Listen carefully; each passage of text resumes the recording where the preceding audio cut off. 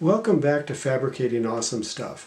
Wings produce lift that allow an aircraft to fly.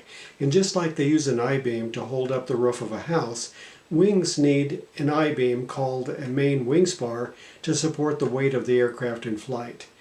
In today's episode, I'm going to show you the process of fabricating and assembling one of the main wing spars for the Sonex aircraft that I'm building.